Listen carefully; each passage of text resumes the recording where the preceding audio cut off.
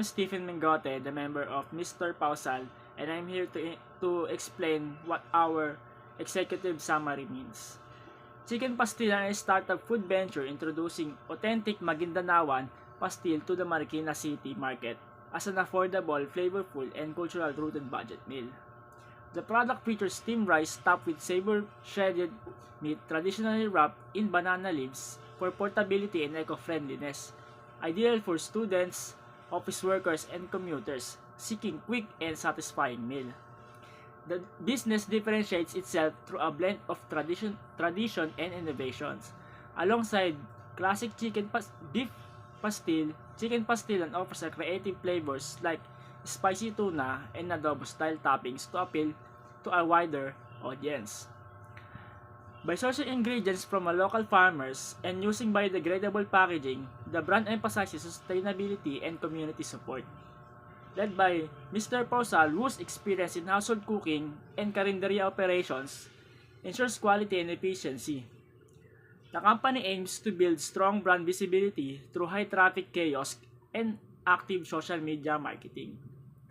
The goal is to capture local lunch hours demand and expand the 3 additional locations within 2 years. Chicken Pastilan seeks an initial 50,000 pesos investment for our chicken equipment, chaos setup, and marketing.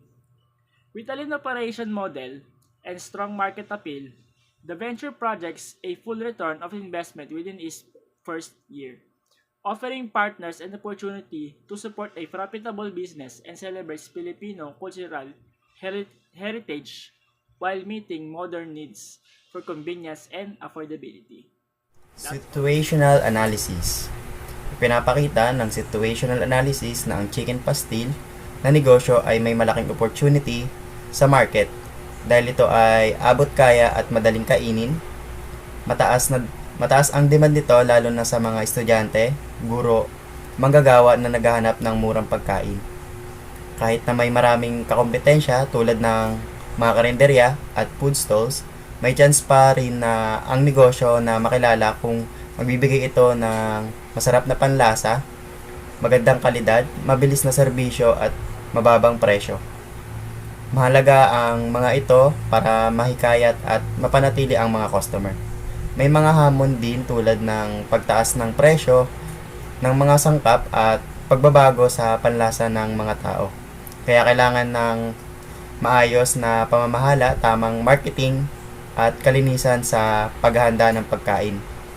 Sa kabuuhan, maganda ang oportunidad ng chicken pastil business basta't mapanatili ang kalidad at maayos na serbisyo. Business description. The business is mainly oriented towards marketing of chicken pastil, which is a popular Filipino dish comprising of rice that is seasoned with chopped chicken. The chicken pastil is wrapped in banana leaves and is a conventional way of doing things and is environmentally friendly. The goal of the business is to give affordable, tasty, and convenient food products that appeal to student, employees, and general customers. Chicken pastil will be cooked with quality chicken and other spices to make the dishes tasteful. Chicken pastil will be great for takeaway because they are budget friendly and delicious. Cleanliness and safe food preparation will also be a priority of the business. Future growth of the business will involve diversification into other forms of the chicken pastil, such as the spicy chicken pastil with egg, and combination of chicken pastil with drinks. Po namin ay chicken pastil. Ang chicken pastil po namin ay may kanin at hinimay-himay na manok. Ito po ay nakalagay sa dahon ng saging. Ito po ay quality at masarap. Abot kaya ng mga estudyante at empleyado. Talagang hindi ka malulugi dahil mura na, masarap pa. Dagan lang po sa description. Magandang ibintang chicken pastil bilang takeaways kasi abot kaya ng maraming tao. At syempre po kailangan importante rin na malinis at maayos ang paghahanda pagkain para maging safe siya kain. Tsaka pwede rin, pwede rin magdagdag ng ibang variants tulad ng spicy, tsaka, tsaka may itlog, tsaka yung combo na may kasama. So, good day everyone. I'm representing about sa operational plan ng business namin about sa chicken pasty. Ang target market sales namin is about sa student, office workers, and commuters. Ang target price po namin is nagkakahalagang 25 pesos. Depende po yun sa pagtaas ng raw materials like katulad ng manok, sibuyas, bawang, o mga iba pang ingredients. Ang daily operation po namin is nagbubukas po siya ng 6 a.m. to 7 p.m. po ang sarado nito. Ang daily flow po niya is about the 5 a.m. to 6 a.m. ang operation plan namin. Ayun po yung tumutukoy ang magluluto ng pagkain, ng kanin, pag-shred ng manok at iba pang mga ingredients. At ang 6 a.m. to 10 a.m. ayun po yung peak selling natin o nagbebenta sa mga sales target namin. At 10 a.m. to 6 p.m. ayun naman po yung restocking namin ng mga product na binibenta namin at pagtuloy na pagbebenta. At ang huli ay 6 p.m. to 7 p.m. ayun po yung cleaning o paglilinis ng store namin at pag-inventory ng mga ginastos o ginamit namin o kinita sa isang araw na yun. So, sumunod po namin is about sa production process. Paano po ba ang process nito? Ayun po ang pagbili ng raw materials, pagluluto ng kanin, at pag-boil ng manok at hati-hatiin o shredded natin yun. Then, minimix natin yun yung chicken kasama ang sauce o yung tinatawag natin ng mga toyo, suka at mga iba pang ingredients. Tapos kapag assemble naman po ito, ilalagay po natin ito sa banana leaf na may kasamang kanin. Sa ibabaw po noon ay ang chicken po natin na shred at ang pagpapackage po natin katulad ng plastic o di kaya paper bag. So, ang sunod natin is about sa human resources o yung tinatawag natin na mga kailangan sa pagtayo ng business. Ang kailangan po natin dito sa business product namin isang manager, isang cook o tagaluto at isang seller o yung tinatawag natin na kahera o helper. Ang supplies natin ay tumutukoy sa mga bigas. Dapat meron tayo restocker na bigas, manok, mga raw materials like bibili tayo sa supermarkets like mga sibuyas o mga iba pang ingredients.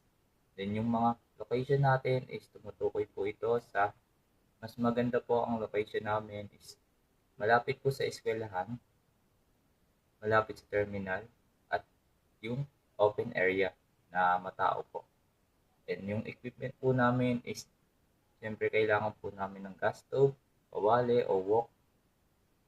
Then yung mga utensils na pwedeng gamitin and yung paper or di kaya banana leaf na pang-package sa aming business na chicken pastel. Ayun lamang po ang aking report patungkol sa operational. Good day, I'm Carl Joshua Puentes, the member of Mr. Pausal. We will tackle here the market summary or market analysis. The market for affordable and flavorful meals continues to grow, especially among students, young professionals, and busy individuals who look for quick yet satisfying food options.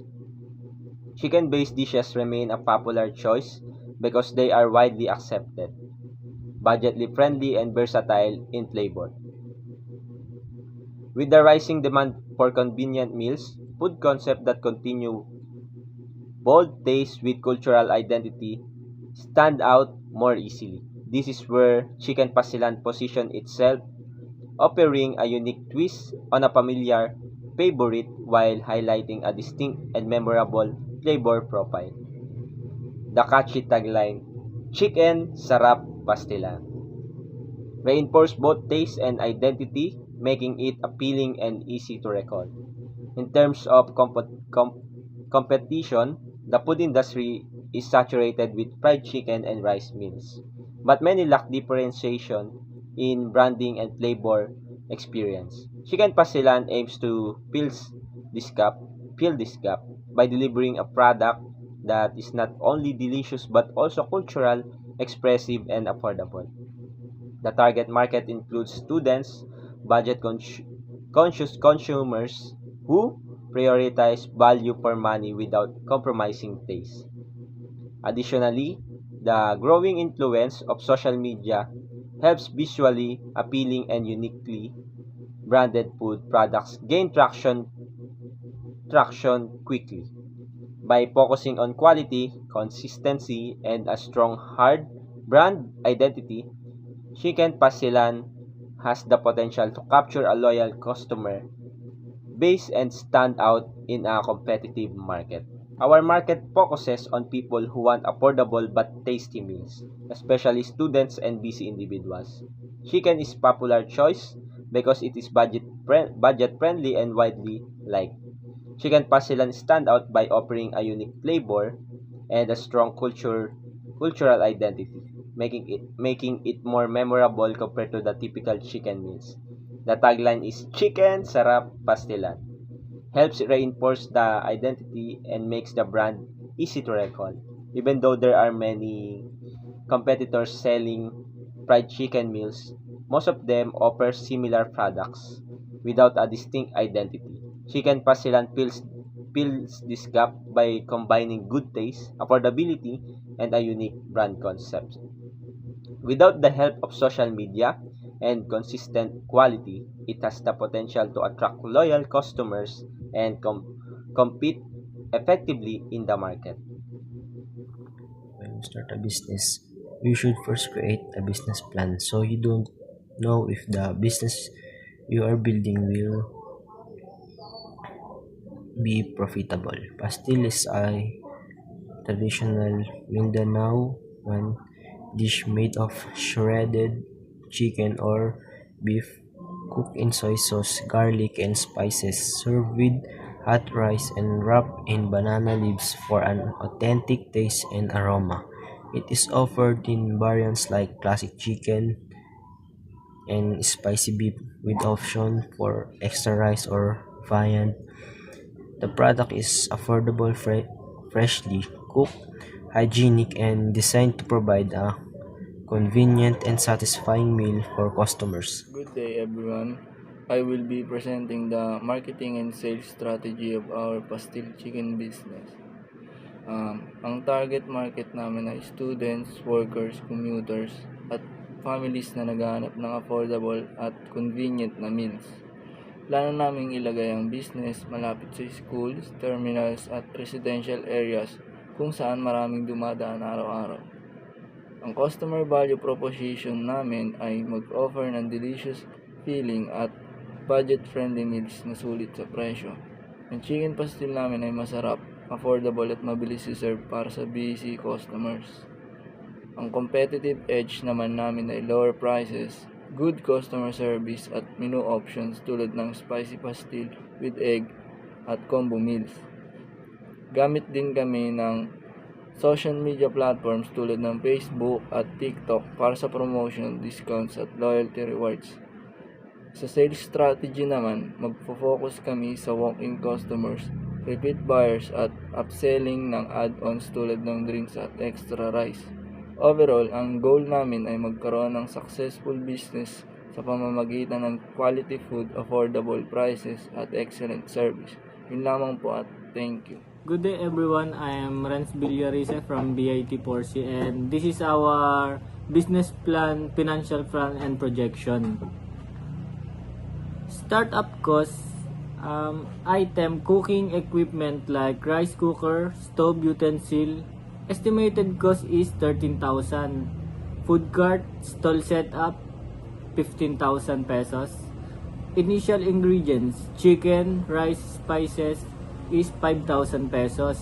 Packaging material like wrapper and containers is 4,000 pesos. Permit and license is 5,000 pesos. Marketing tarpaulin signage is 3,000 pesos, and miscellaneous estimated cost is 5,000. Total startup cost is 50,000 pesos. And our monthly operating expenses, the expenses like raw materials, chicken, rice, oil, spices, monthly cost is 30,000 pesos. Rent, if applicable, 8,000 pesos. Utilities like water, electricity, and gas, monthly cost is 4,000 pesos. Labor, one helper is 8,000 pesos. And packaging supply, 5,000 pesos. Miscellaneous is 3,000 pesos monthly cost. Total monthly expenses is 58,000 pesos. Sales forecast. Assumption, price per chicken pastil is 25 pesos. Estimated sales, 100 packs per day. Monthly estimated sales. By January, estimated sales is 75,000 pesos. February, 70,000 pesos. March, 80,000 pesos. April, 85,000 pesos. May, 90,000 pesos. And June is 95,000 pesos.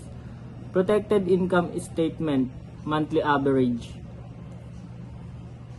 Description, total sales is 82,500 amount, and less expenses 58,000 pesos is our net profit is 24,500 pesos. Break-even analysis. Assumption, selling price per pastil is 25,000 pesos. Variable cost per pastil is equal to 15 pesos, and fixed cost is 20,000 pesos. Break-even point is 20,000 packs per month, or about to 67 packs per day. Cash flow projection. Month January, cash in 75,000 pesos, cash out 58,000 pesos, net cash flow is 17,000 pesos.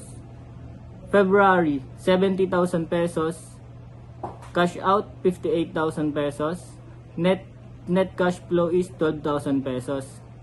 By March, 80,000 pesos, cash out 58,000 pesos, net cash flow is 22,000 pesos. April, 85,000 pesos, cash out 58,000 pesos, and net cash flow is 27,000 pesos. May, cash in 90,000 pesos, cash out 58,000 pesos, and net cash flow is 32,000 pesos. By June, cash in is 95,000 pesos, cash out is 58,000 pesos, then net cash flow is 37,000 pesos. Financial summary. The chicken pastil is business has low capital requirements and high demand, especially in school and office areas. Break-even is achievable with consistent daily sales. Profitability improves as sales volume increases. Controlling food costs and minimizing waste are key to success. Funding requirements. Total capital needed is 50,000 pesos, and possible source, personal savings, family support, or small business loan. Thank you.